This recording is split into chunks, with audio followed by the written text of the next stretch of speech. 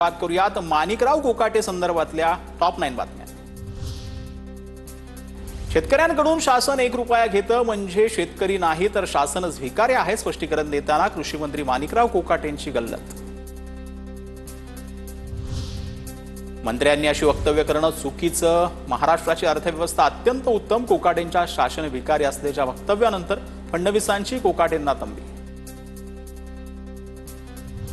सरकारला भिकारी म्हणणं असंवेदनशीलतेचा कहर, टीका करत सुप्रिया सुळेंकडून कृषी मंत्र्यांच्या राजीनाम्याची मागणी।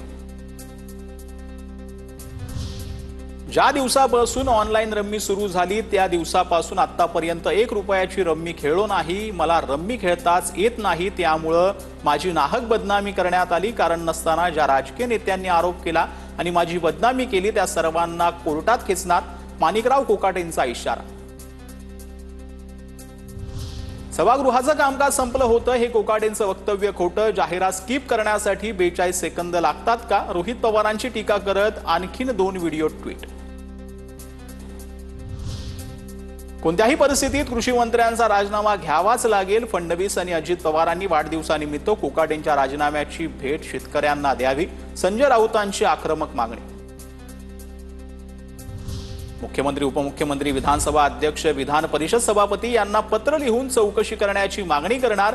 मी चौकशीमध्ये गेम खेळताना आढळलो तर नागपूरच्या अधिवेशनात मुख्यमंत्री आणि उपमुख्यमंत्र्यांना न भेटता राज्यपालांकडे राजीनामा सादर करेन, माणिकराव कोकाटेंचा दावा। विस्ताना दिव्याची ज्योती मोठी होत असते, तसंच काहीसं कोकाटे साहेबांचं झालंय। राजीनामा देऊन शेतकऱ्यांवर उपकार करतील असं वाटत होतं, पण गिरे तो भी टांग ऊपर अशी भूमिका घेत कोर्टात जाण्याची भाषा केली, रोहित पवारांचा निशाणा।